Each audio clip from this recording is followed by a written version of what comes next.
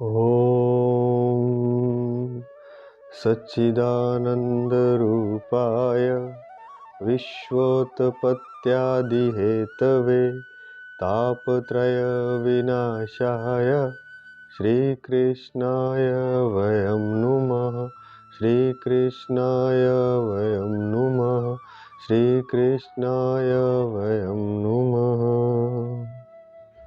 भक्तवांछा कल्पतरु शरणागत वत्सल भक्त वत्सल भगवान श्री कृष्ण और उनके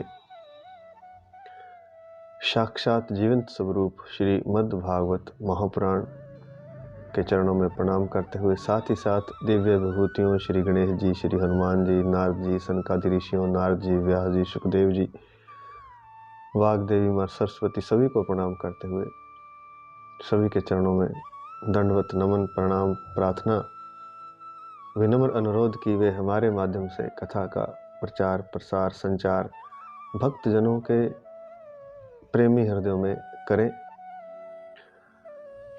कल हमने द्वितीय स्कंद का तीसरे अध्याय पूर्ण किया, जिसमें हमने देखा कि ऋषि शौनक आदि ऋषि सूत जी से पूछते हैं कि राजा परीक्षित ने जो पूछा तो सुखदेव मुनि जी ने उसका क्या उत्तर दिया, वह हमें विस्तार से बताइए। तो इस प्रश्न का उत्तर देते हुए सूत जी कहते हैं कि महामुनि सुखदेव जी के वचन परम तत्व का, भागवत तत्व का निश्चय कराने वाले थे। भागवत तत्व का निश्चय कराने वाले थे, अर्थात जो सुखदेव जी ने राजा परीक्षित को कहा उसका सार यह था कि मनुष्य को क्या करना चाहिए, भागवत तत्व क्या है, भगवान की प्राप्ति कैसे होती है और उसके लिए क्या करना चाहिए, संसार से वैराग्य कैसे होगा। इस जीवन का जो परम उद्देश्य है वह भगवत तत्व का निश्चय है, अर्थात हमारे मन में यह निश्चय हो जाए कि हमने इस जीवन को ग्रहण किया है, जब परमात्मा ने हमें दिया है तो इसका जो लक्ष्य है, इसका जो फल है, इसका जो लाभ है वह यह है कि हम परमात्मा के रास्ते पर चलें और परमात्मा को पाने में लगे, अन्य सारे क्रियाकलाप छोड़ दें। तो यह निश्चय जो है यह हम सबको करना है और यही निश्चय सुखदेव मुनि के वचनों से राजा परीक्षित को हुआ। उन्हें भगवत तत्व का निश्चय हो गया। हमें निश्चय ही नहीं है हमारे जीवन का, हमें हमारे जीवन का लक्ष्य ही नहीं पता।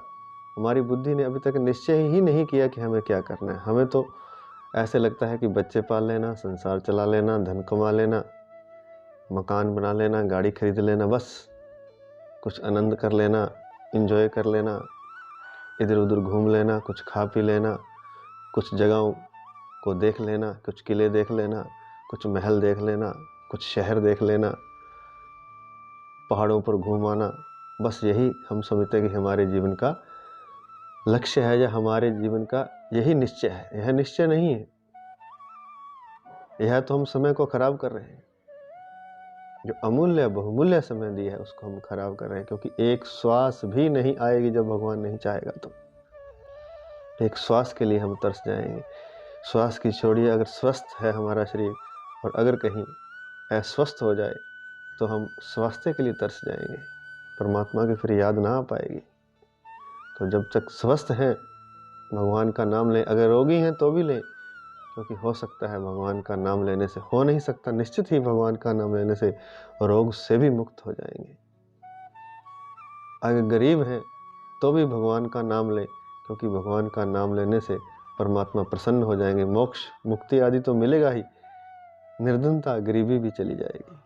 ऐसे ही अन्य कोई दुख तकलीफ रोग है,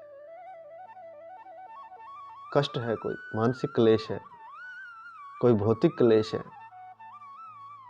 तो भी परमात्मा का नाम लें, एक साधे सब सदे, दोनों ही काम सद जाएंगे।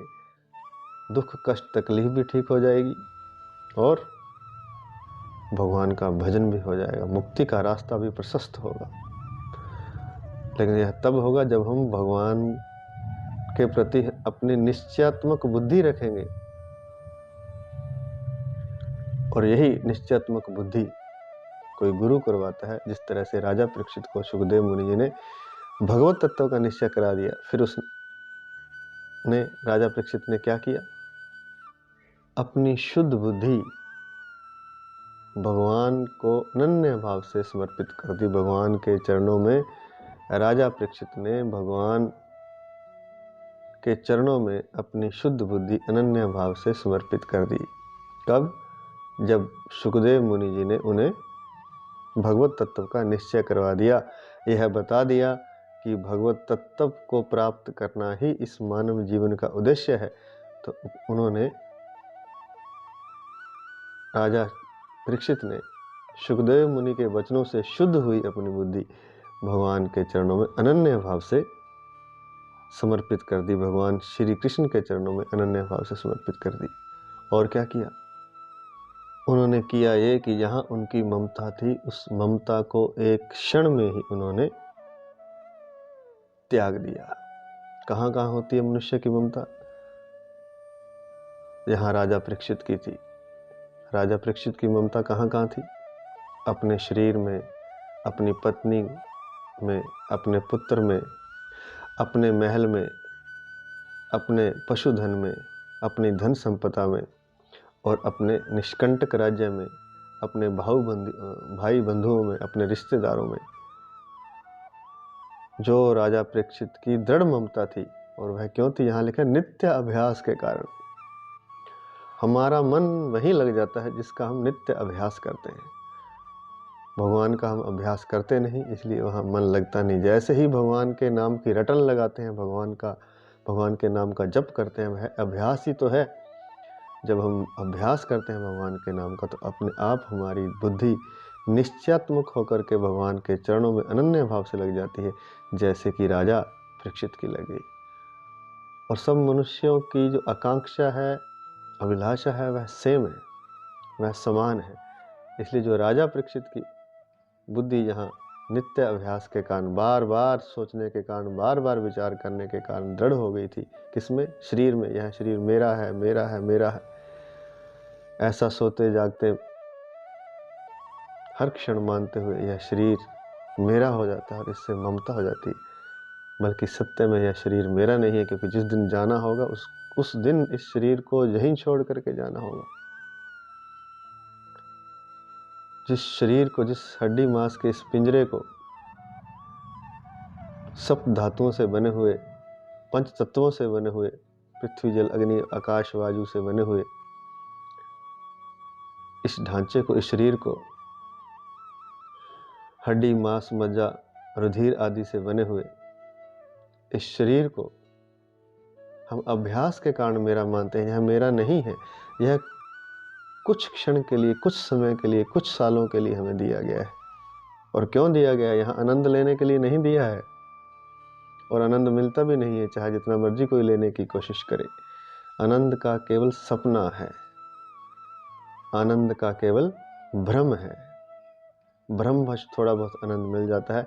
वास्तविकता में तो इस संसार में आनंद है ही नहीं, क्योंकि संतों ने इस संसार को दुखालय कहा है, दुखालय कहा है, दुख का घर कहा है। तो दुख के घर में से सुख कहाँ मिलेगा? डाक घर में जैसे डाक मिलती है, औषधि घर में जैसे औषधि मिलती है, वैसे ही दुखालय में दुख ही तो मिलेगा, अन्य चीज कैसे मिलेगी? लेकिन भ्रमवश हम थोड़ा बहुत सुख ले लेते हैं। सुख है नहीं, भ्रमवश हमें अभ्यास के कारण या बार बार करने के कारण,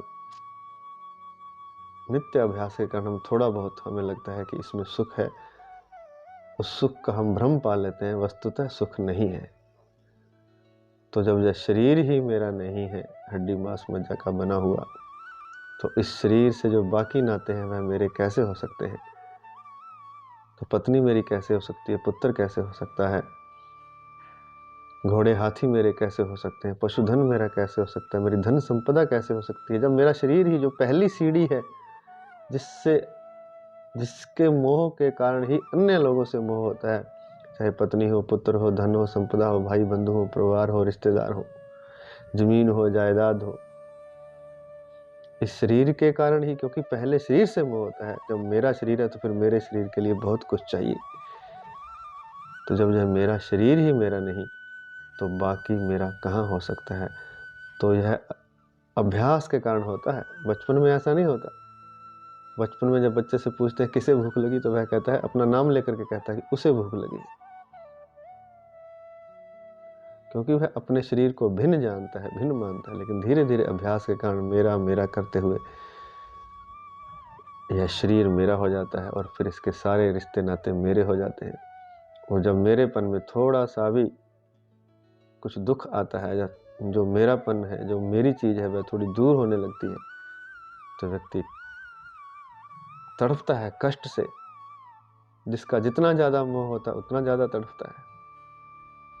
वस्तुतः यह शरीर भी मेरा नहीं, और इस शरीर के संबंधी जो हैं, पत्नी पुत्र धन महल रिश्ते नाते, वह भी तो मेरे नहीं है।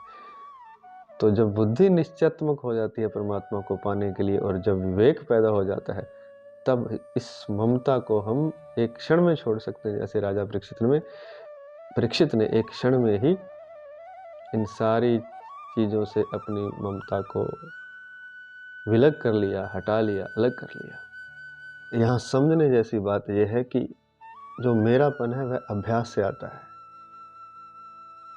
और जो ममता है वह अभ्यास से पैदा होती है। मैं और मेरा अभ्यास से पैदा होता है, बार बार चिंतन करने से कि ये मेरा है, ये मैं हूँ, ये मेरा है, ये मैं हूँ। ऐसा बार बार चिंतन करने से, अभ्यास से मेरा हो जाता है। और उसको तोड़ने का, मैं और मेरे के अभ्यास को तोड़ने का क्या उपाय है? उसका सूत्र क्या है? उसका एकमात्र सूत्र है आपकी दृढ़ इच्छा शक्ति, दृढ़ संकल्प।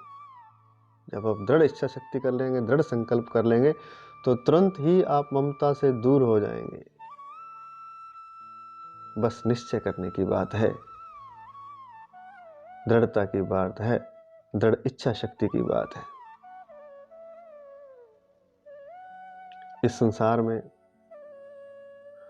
बहुत से आयाम हैं। इसको समझने के लिए, जैसे कि हम टीवी चलाते हैं या फ़ोन चलाते हैं, उसमें मान लीजिए 250 चैनल हैं, या 500 हैं, या 1000 हैं। जब से फ़ोन आया है उसमें तो, स्मार्टफोन में तो बहुत से हजारों लाखों चैनल हैं, और हर चैनल पर कुछ अलग दुनिया है। एक विशेष चीज़ हर एक चैनल पर बताई जा रही है। समाचार वाला चैनल समाचार बता रहा है, यहाँ मूवी चल रही है, फिल्म चल रही है, वह फिल्म चला रहा है, वहाँ फिल्में चलती हैं। कहीं खेती के बारे में बताया जा रहा है। अलग अलग चैनल हैं। जिस चैनल को हम ऑन करते हैं वही चैनल चलता है, बाकी चैनल चलते हुए भी हमारे लिए बंद रहते हैं। अर्थात जैसे टीवी है, जैसे मोबाइल है, इसमें अनेक चैनल हैं, ऐसे ही यह संसार जो है, इसमें भी अनेक चैनल हैं। क्योंकि जो टीवी में दिखाया जा रहा है, जो मोबाइल में दिखाया जा रहा है, वह इसी संसार से तो लिया गया है। लेकिन मन एक समय में एक ही चैनल को देख सकता है। तो जब हम एक चैनल को देख रहे होते हैं, तो दूसरे चैनल को हम अपने मन से हटा देते हैं, दूसरे आयाम को हम अपने मन से हटा देते हैं। जिसका मन सुंदर दृश्यों को देखने में लगा हुआ है, अन्य आयाम उसके लिए विलुप्त है। जिसका मन न्यूज देखने में, समाचार देखने में लगा है, उसके लिए प्राकृतिक वातावरण अलग है, वह उससे दूर है। वह क्यों, कैसे हुआ? वह होता है हमारी इच्छा शक्ति से। हम क्या देखना चाहते हैं, हम कौन सा चैनल चलाना चाहते हैं। ऐसे ही परमात्मा का चैनल भी है, ऐसे ही परमात्मा का माध्यम भी है। जब हम परमात्मा का चैनल चलाएंगे, भगवान का नाम जप करेंगे, कीर्तन करेंगे, श्रवण करेंगे, कथा स्मरण करेंगे, कथा श्रवण करेंगे, तो फिर अन्य चैनल नहीं लगेंगे। सीधी सी बात है, साधारण सी बात है। भगवान का चैनल अगर लग जाएगा तो अन्य नहीं लगेंगे। भगवान का जप जब होगा तो अन्य कुछ चिंतन नहीं आएगा, और अन्य चिंतन आएगा तो फिर भगवान का चिंतन नहीं आएगा। काम का चिंतन आएगा, दृश्यों का चिंतन आएगा, अन्य संगीत का चिंतन आएगा, अन्य स्वादों का चिंतन आएगा, तो फिर भगवान का चिंतन नहीं चलेगा। कहने का तात्पर्य यह है कि एक ही चिंतन में हम जब चलते हैं तो दूसरे चिंतनों को हम छोड़ देते हैं। वह हमारी इच्छा शक्ति से होता है, जिसे हम दृढ़ संकल्प शक्ति कह सकते हैं, दृढ़ विवेक कह सकते हैं, दृढ़ वैराग्य भी कह सकते हैं। तो दूसरे आयामों के प्रति हमें वैराग्य हो जाता है और भगवान के प्रति हमें प्रेम हो जाता है, जैसे कि भगवान का चैनल खुल गया हो। तो हम ममता को भी ऐसे ही त्याग सकते हैं। बस अपने आप को सोचना है, अपने आप को मजबूत करना है। मजबूत भी नहीं करना, मात्र विचार करना है, मात्र एक निर्णय लेना है। जैसे कि 24 घंटे हम काम में तो नहीं होते, 24 घंटे हम क्रोध में नहीं होते, लोभ में नहीं होते। कोई कोई क्षण होते हैं, बाकी समय हम अन्य किसी आयाम में होते हैं। तो अगर हम दृढ़ इच्छा शक्ति कर लें तो हम 24 घंटों के लिए सारे अन्य आयामों को विलुप्त कर सकते हैं, समाप्त कर सकते हैं, और केवल परमात्मा के आयाम में, परमात्मा के रास्ते पर हम चल सकते हैं। जप करते हुए, कीर्तन करते हुए, सुमिरन करते हुए, श्रवण करते हुए हम परमात्मा के रास्ते पर चल सकते हैं। आसान सा तरीका, सबसे आसान है परमात्मा का रास्ता। करना क्या है? जप करना है, कीर्तन करना है, और भगवान की कथाओं को सुनना है या समझना है या अध्ययन करना है। एक ही बात है। इन तीनों में से कोई दो भी कर लेगा तो सफल हो जाएगा। जप कर लेगा, कीर्तन कर लेगा, काफी है। जप कर लेगा, कथा सुन लेगा, काफी है।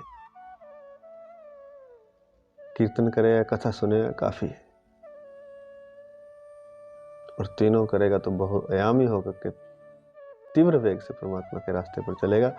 तो यहाँ कहा गया है कि राजा परीक्षित ने तुरंत ही जो ममता थी अपनी, उसको काट दिया, ममता का त्याग कर दिया। सूत जी कहते हैं कि शौनकादि ऋषियों, राजा परीक्षित ने यह सब इसलिए किया कि उन्हें अपनी मृत्यु सामने दिखाई दे रही थी। मृत्यु का उनका निश्चय हो चुका था। उन्होंने अपनी मृत्यु का निश्चित समय जान लिया था। इसलिए शरीर से संबंध रखने वाले जितने भी कार्य थे उन्होंने सब बंद कर दिए। धर्म, अर्थ, काम, सब कुछ उन्होंने रोक दिया। धर्म, अर्थ और काम से संबंध रखने वाले जितने भी कर्म थे, कामना को पूरा करने के लिए, धर्म को पूरा करने के लिए,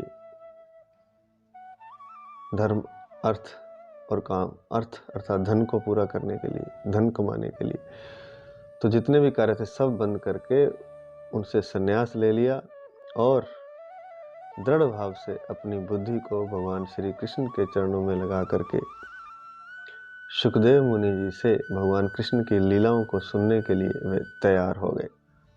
राजा परीक्षित ने ममता को एक क्षण में त्याग दिया और जितने भी कर्म थे मोक्ष के अलावा, धर्म, अर्थ और काम, उन कर्मों से संबंध रखने वाले सभी कर्मों का उन्होंने त्याग कर दिया।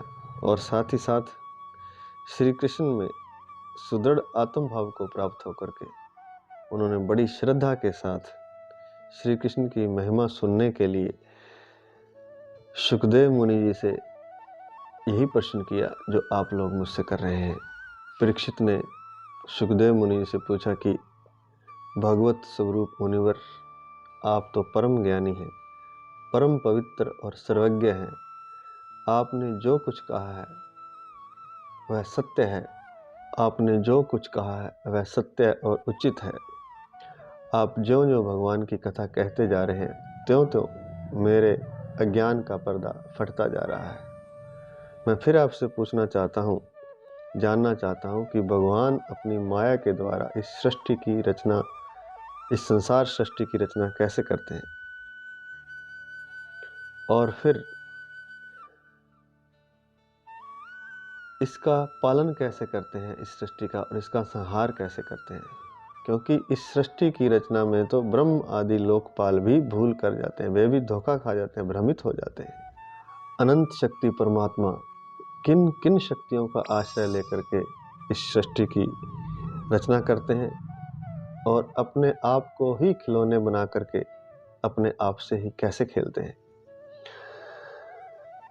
वे बच्चों के बनाए हुए घरौंदों की तरह कैसे ब्रह्मांडों की रचना करते हैं और फिर खेल ही खेल में जैसे बच्चे घरौंदा बना करके खेलते हैं और जब थक जाते हैं या ऊब जाते हैं तो अपने ही पैरों से उस घरौंदे को तोड़ देते हैं। ऐसे ही भगवान भी खेल खेल में ही ब्रह्मांडों की रचना करते हैं और फिर प्रलय आने पर उसे नष्ट भी कर देते हैं।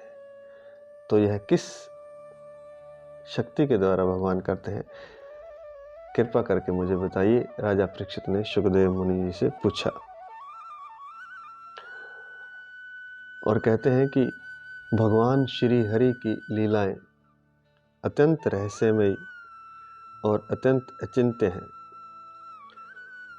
भगवान श्री कृष्ण की लीलाएं, भगवान श्री हरि की लीलाएं अद्भुत और अचिंत्य हैं। इसमें संदेह नहीं कि बड़े बड़े विद्वान भी उन लीलाओं के बारे में धोखा खा जाते हैं, भ्रमित हो जाते हैं। वे भी उस लीला को लीला ना समझ करके वास्तविकता समझ लेते हैं। राजा परीक्षित कहते हैं कि भगवान तो अकेले ही है, फिर भी वे बहुत से कर्म करने के लिए पुरुष रूप से प्रकृति के प्रत्येक गुण को धारण करते हैं। या कहें कि अनेक गुणों को वे अवतार रूप में धारण करते हैं। कहने का तात्पर्य यह है कि भगवान पुरुष रूप में प्रकृति के विभिन्न गुणों को धारण करते हैं या फिर वे अनेकों अवतार लेकर के प्रकृति के भिन्न गुणों को कर्मशः धारण करते हैं। कहने का अर्थ यह है कि कई बार तो भगवान एक साथ ही अनेक गुणों को अपने भीतर समाहित कर लेते हैं, एक ही अवतार में, एक ही पुरुष रूप में, और कई बार अलग अलग अवतार लेते हैं, अलग अलग गुणों को धारण करते हैं, किसी एक विशेष गुण को धारण करके अवतार लेते हैं। जैसे नरसिंह अवतार में उन्होंने शेर के रूप को, एक क्रोध की शक्ति को धारण करके, क्रोध के गुण को धारण करके अवतार लिया। इस तरह अन्य अवतार भी हैं।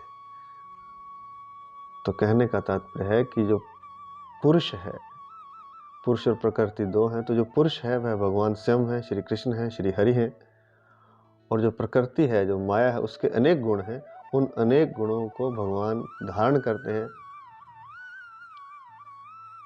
अनेकों अवतार लेते हैं, लीलाएं करते हैं, और प्रकृति के द्वारा वे अनेकों खिलौने बना करके स्वयं ही खेलते रहते हैं।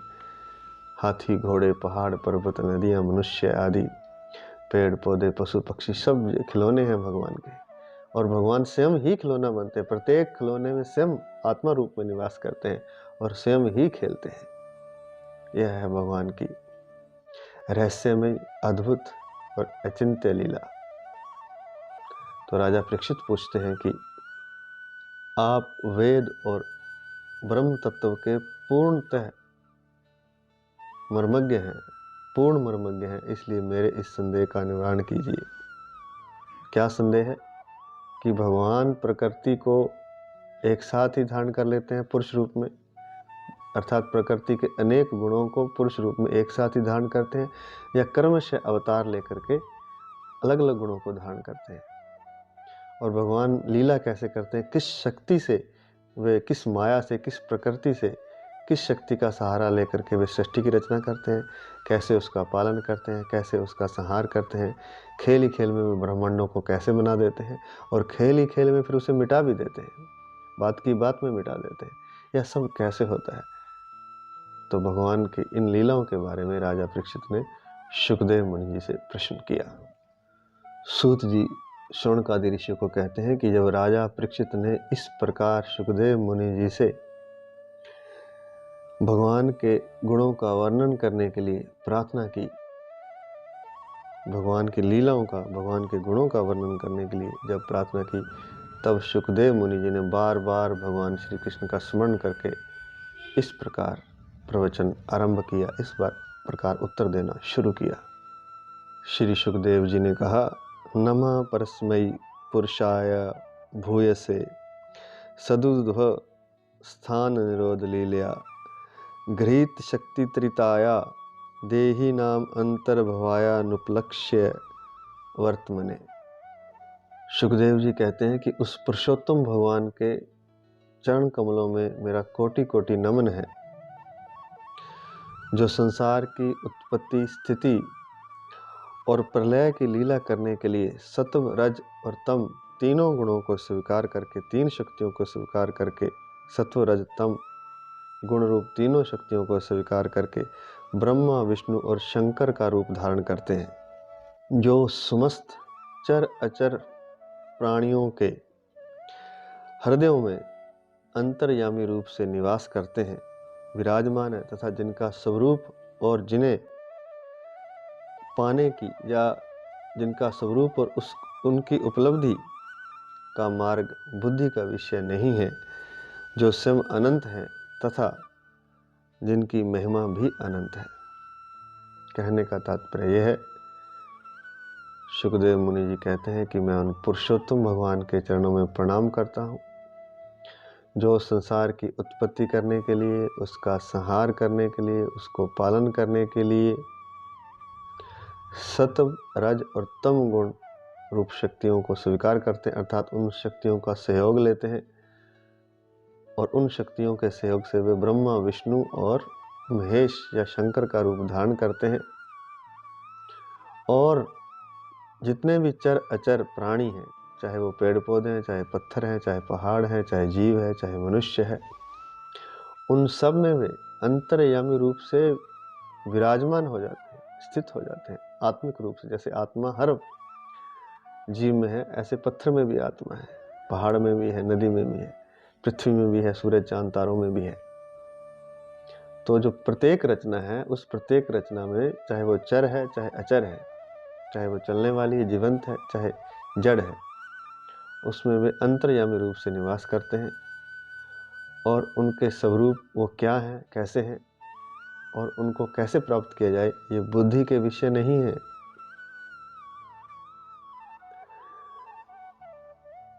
उनकी उपलब्धि का मार्ग बुद्धि का विषय नहीं है, उनका स्वरूप बुद्धि का विषय नहीं है, बुद्धि के द्वारा उसे नहीं जाना जा सकता। बड़ी अद्भुत बात लिखी है। हम अगर बुद्धि से, अपने विवेक से, ज्ञान से परमात्मा के मार्ग को पाना चाहें या परमात्मा को पाना चाहें या परमात्मा के स्वरूप को अपनी बुद्धि से जानना चाहें तो नहीं जान सकते, यही लिखा है। उनका स्वरूप और उनकी उपलब्धि का मार्ग बुद्धि का विषय नहीं है, वे अनंत हैं तथा जिनकी महिमा भी अनंत है। वे तो स्वयं परमात्मा अनंत तो है ही, उनकी महिमा भी अनंत है, उसकी महिमा का भी पार नहीं पाया जा सकता। आज इतना ही। भगवान के चरणों में प्रणाम करते हुए और भगवान से प्रार्थना कि वे हमें एक क्षण न भूलें और हम उन्हें एक क्षण न भूलें।